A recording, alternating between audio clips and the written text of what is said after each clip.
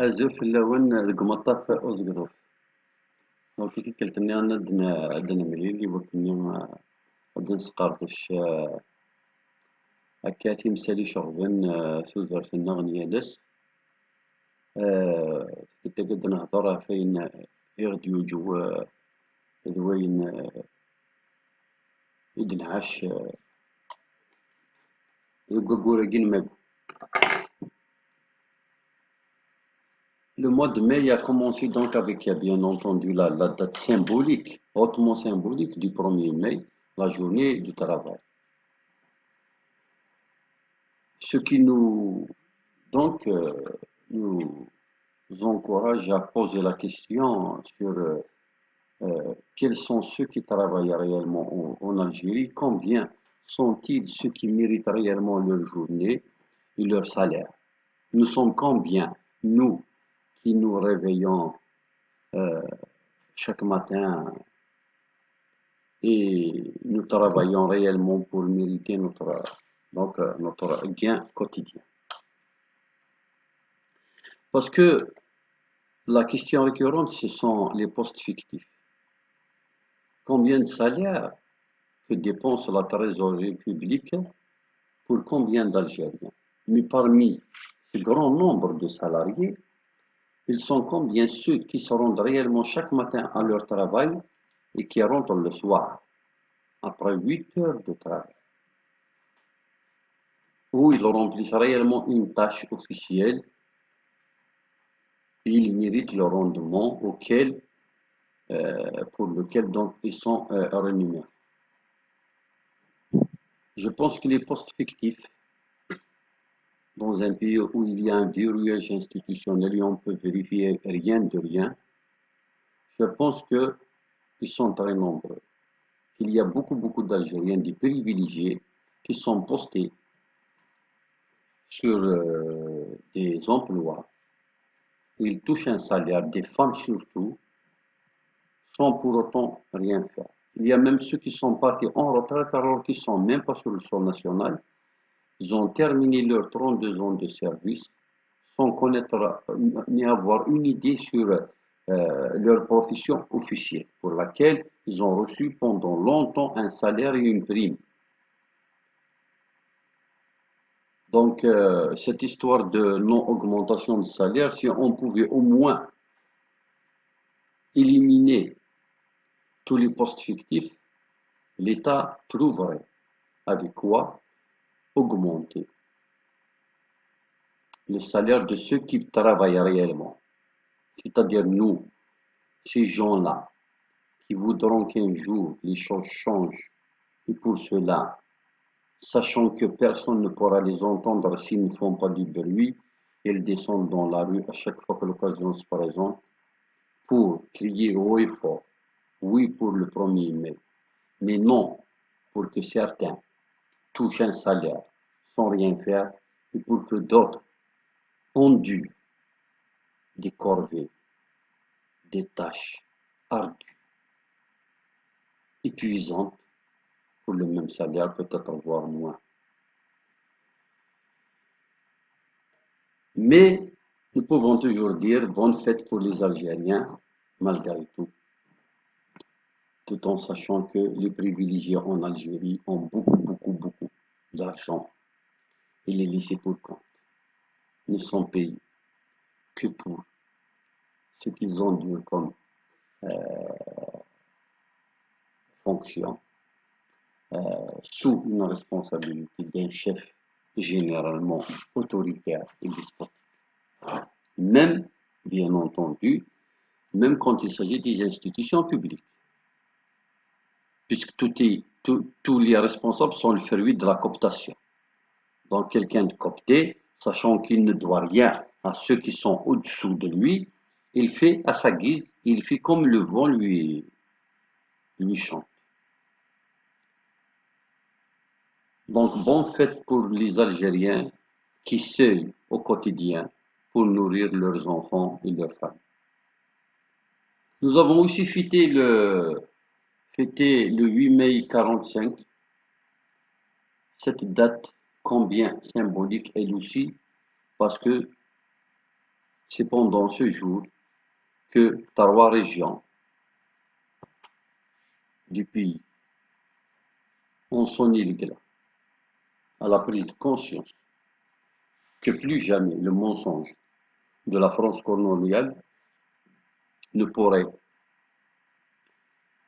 avoir place dans les mentalités et les consciences des Algériens, et que la haute trahison traduite par la France coloniale après la Deuxième Guerre mondiale compte à l'autre partie du marché, à savoir offrir l'indépendance à l'Algérie qui est partie pour sauver la France coloniale des mains des nazis,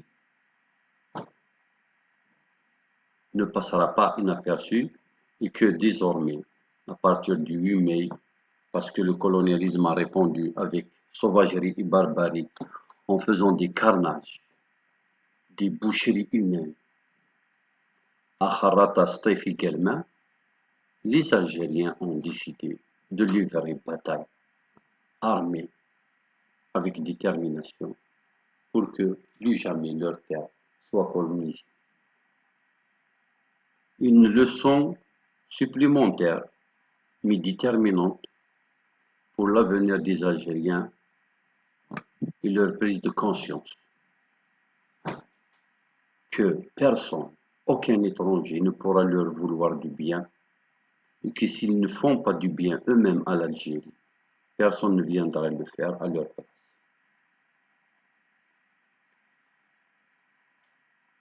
Donc, vers la fin du mois de mai, il y a eu aussi la célébration, j'allais dire comme par hasard, alors que le hasard n'a rien à voir ici, la mort de 3 militants d'une importance capitale au combat démocratique et de la cause identitaire amazigh, c'est-à-dire algérienne.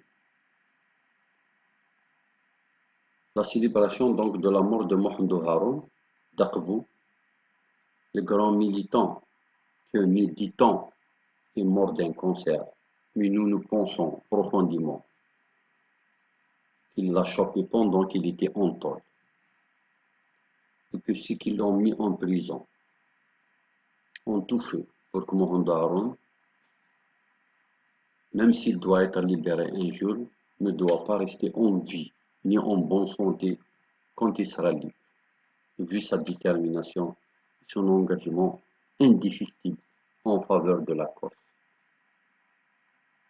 Le deuxième dont on a célébré la disparition, c'est le docteur Fra, le Mouzabite, qui lui aussi est mort en prison parce qu'il a été arbitrairement et injustement condamné juste parce qu'il est Mouzabite et qu'il a dit on n'est pas des Arabes et je refuse de vivre sous un État jacobin qui va me dicter ses lois, que les régions en Algérie, chacune a ses spécificités.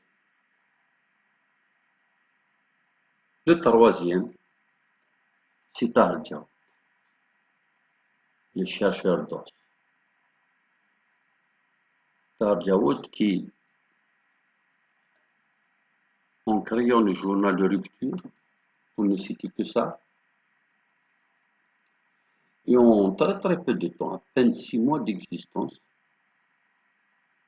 il avait révélé des réalités historiques, ethnologiques, sociologiques.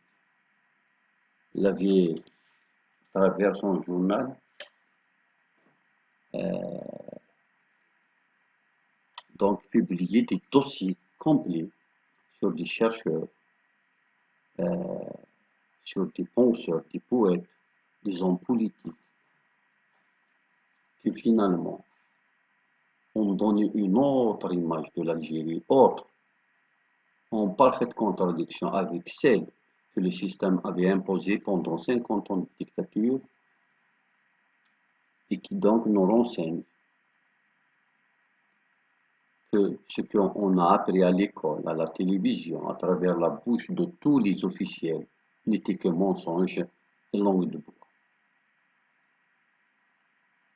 Malheureusement, ces trois hommes n'ont eu qu'une minute de silence pour quelques gerbes de fleurs avec des prises de parole pour ne pas insulter les gens, ou du moins tout le monde, réalisées par certains, entre autres, des gens qui ne cherchaient que comment gérer leur carrière politique et comment se propulser au devant de la scène pour que peut-être demain, peut-être dans 6 mois, ils se présenteront à une échéance électorale quelconque.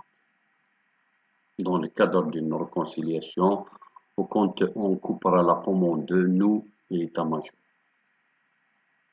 Chose qui est de bonne guerre, mais je pense que pour des hommes politiques et ce qu'on appelle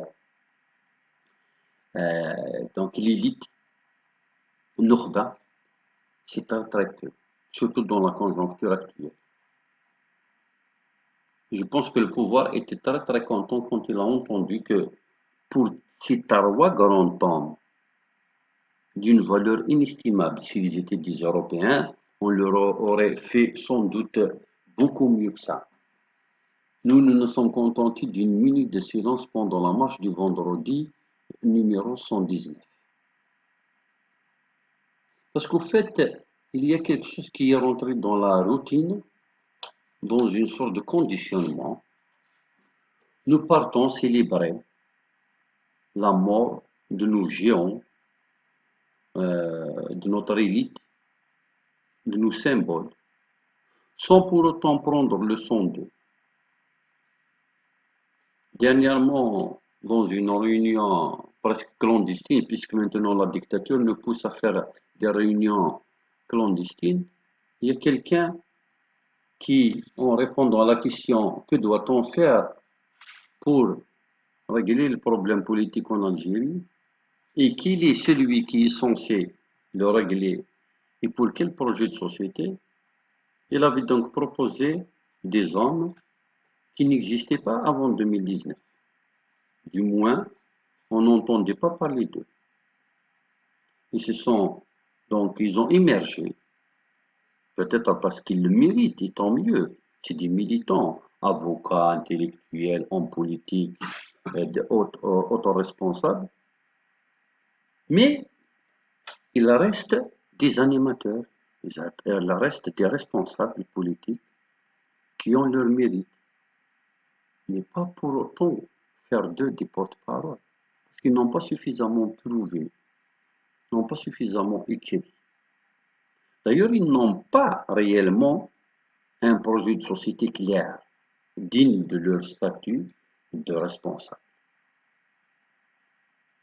Je dis ça parce que Frère Mohamed Haroun et Tarjaoud étaient des hommes qui avaient porté un projet de société, qui avaient à bien décortiquer ce qu'ils ont dit au cours de leur long parcours de militants. Ils avaient une projection. Ils avaient pour eux une Algérie. S'ils étaient encore vivants, ils auraient sans doute euh, conclu une constitution pour notre pays.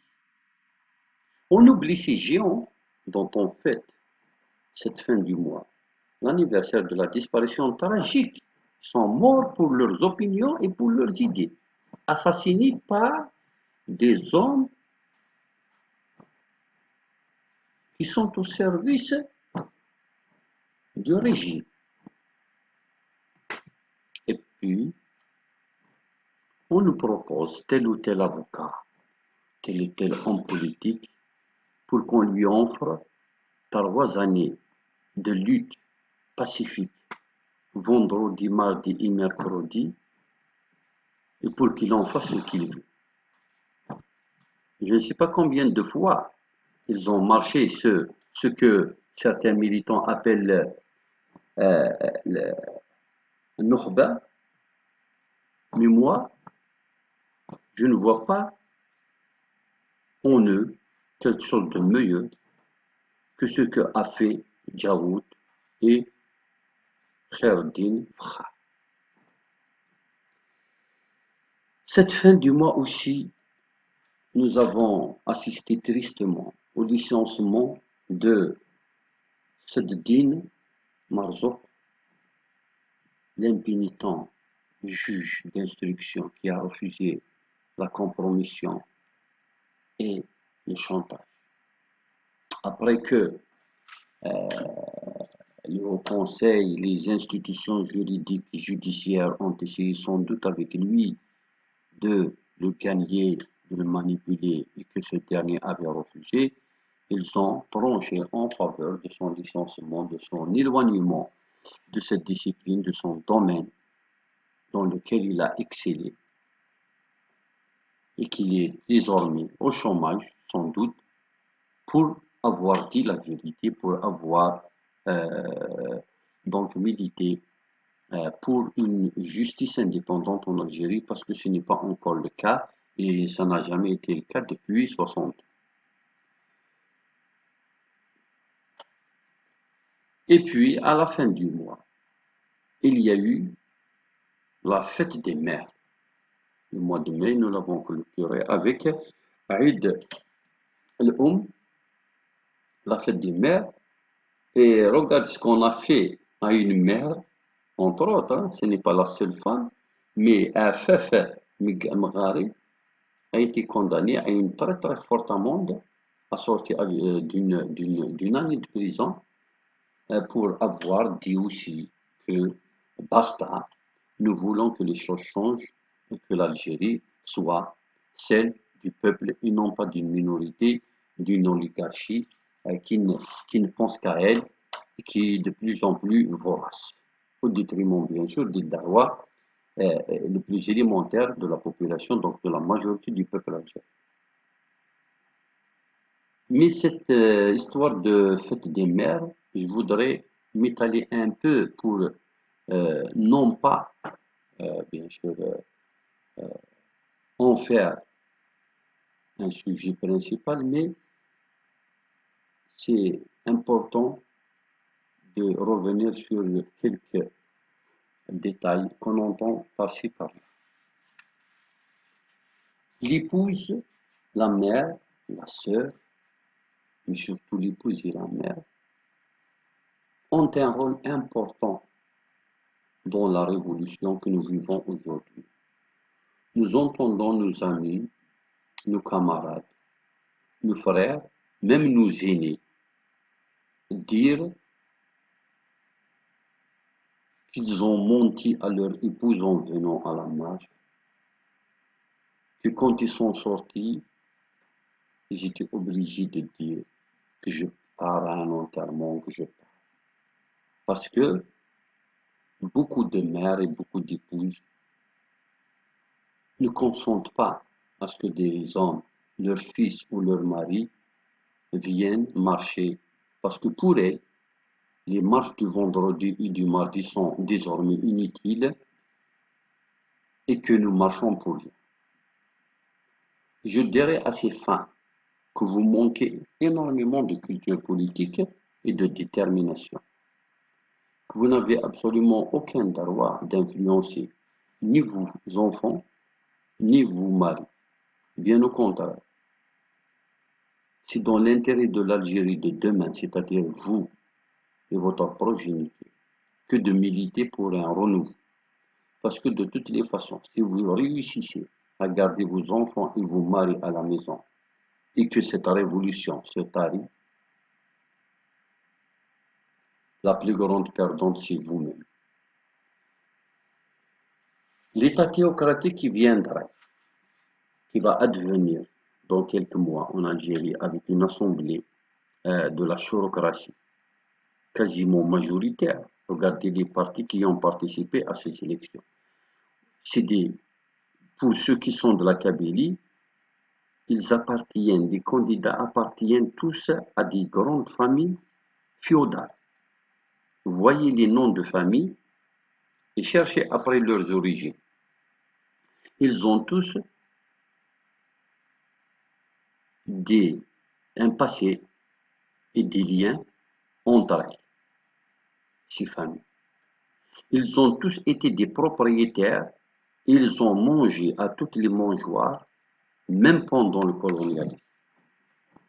Pour les rares d'entre eux qui sont dans la famille révolutionnaire, ils ont été aux affaires pendant au moins 40 ans. C'est-à-dire, ils ont bien profité de la dictature, surtout de la vingtaine de Bouteflika. Il est très très difficile de trouver النزاهة, la crédibilité ou l'intégrité, صفا, c'est-à-dire الحلال chez ces gens-là. Et c'est d'ailleurs pour ça qu'ils sont dans des listes, parce qu'ils n'ont pas le choix. Ils savent que dans une Algérie démocratique, où il y aurait les droits de l'homme et la liberté de la presse, où il y avait une justice indépendante, ils auront à répondre de leurs crimes, de leurs vols, de leurs détournements, de leurs acquis malhonnêtes qu'ils ont maintenant. C'est des gens qui ont énormément d'argent pour la grande majorité d'entre eux.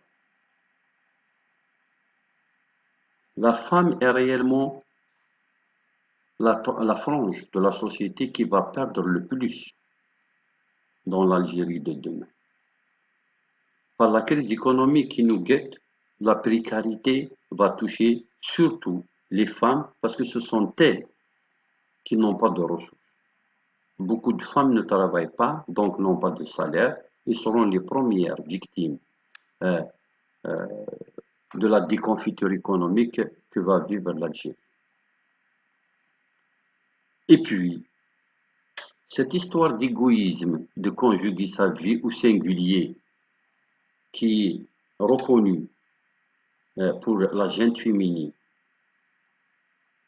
qui ne pense qu'à elle et à l'intérêt de son foyer, doit cesser. Les grands hommes de par le monde, ce sont ceux qui ont eu des mères et des épouses exemplaires qui ont été à côté d'eux. Ou alors, c'est des hommes qui, après avoir essayé de conscientiser les femmes qui vivent autour d'eux, et après avoir échoué, ils se sont carrément débarrassés d'elles. Donc, à l'occasion de la fête des mères, je souhaite à toutes les mères, à toutes les filles, à toutes les femmes, les vieilles femmes, joyeuses fêtes. Mais je leur dis, si vous ne pouvez pas encourager vos hommes, quels que soient, que ce soit des fils ou des maris, à les encourager à venir participer aux marches, au moins taisez-vous. Offrez-nous la paix et occupez-vous de vos oignons, c'est-à-dire de votre cuisine et de vos repas. Et laissez les hommes s'occuper de l'avenir si vous ne voulez pas vous émanciper et vous élever à la hauteur des hommes. Parce que dans le pays de Temezra, demain sera fait d'un avenir radieux pour la gente féminine. Il sera réellement la moitié, en toute parité, la moitié de la gente masculine. Mais si les choses continuent comme ça va être réellement un État théocratique. La plus grande perdante sera la femme. Donc, à bon entendeur, salut. Le mois de mai donc va s'achever sur un goût de désespoir, ou du moins d'atmosphère électrique, puisque nous sommes rentrés depuis quelques jours dans une campagne électorale qu'on ne voit pas, bien entendu, que pour se rappeler que nous sommes dans une campagne électorale, que officiellement l'Algérie, des institutions de l'État jacobin et de la junte militaire va voter le 12, il faudrait allumer les chaînes publiques et privées sponsorisées et autorisées par le régime. Sinon, pour le reste, nous sommes un pays comme avant la campagne électorale, c'est-à-dire c'est comme si nous étions au mois de mars ou au mois de février ou au mois de janvier. Pour dire combien le désintéressement des Algériens devant ce non-événement ou cette mascarade électorale que le pouvoir voudrait imposer. Et dans cette histoire, comme vous voyez, il n'y a ni qualité, ni quantité. Il n'y a pas foule dans les réunions, ni dans les meetings. Il n'y a même pas de candidat dans la rue. Voilà pourquoi il faudrait maintenir le cap, parce que jusque-là, il n'y a absolument aucun discours convaincant, aucune personnalité charismatique d'envergure, et aucune preuve concrète au préalable, manifestement, qu'on peut vérifier, et à partir de laquelle nous pouvons nourrir un espoir quelconque. Bien au contraire, tout porte à croire, c'est le chaos qui nous attend dans les prochains jours, sur le plan politique et électoral. Le score va être sans doute très très bas et le peuple se retrouvera encore une fois devant son destin et face à lui-même. D'ici là, marchons à chaque fois que l'occasion se présente. Soyons pacifiques et restons vigilants. L'avenir, il n'y a que nous qui le construirons. Parce que si nous laissons le soin à ces candidats de la mangeoire de le construire à notre place, nous aurons exactement le même destin que ces centaines de milliers d'esclaves noirs déportés de l'Afrique pendant le 19e et le début du 21e siècle par les Blancs vers les exploitations agricoles du Texas et du Tennessee. La France-Algérie perdue, mais finira un jour par partir parce que de toutes les façons, le mensonge ne peut pas durer éternellement. سنمير تنون أنا غادا نميل كل سنة ونعطيكم الصحة.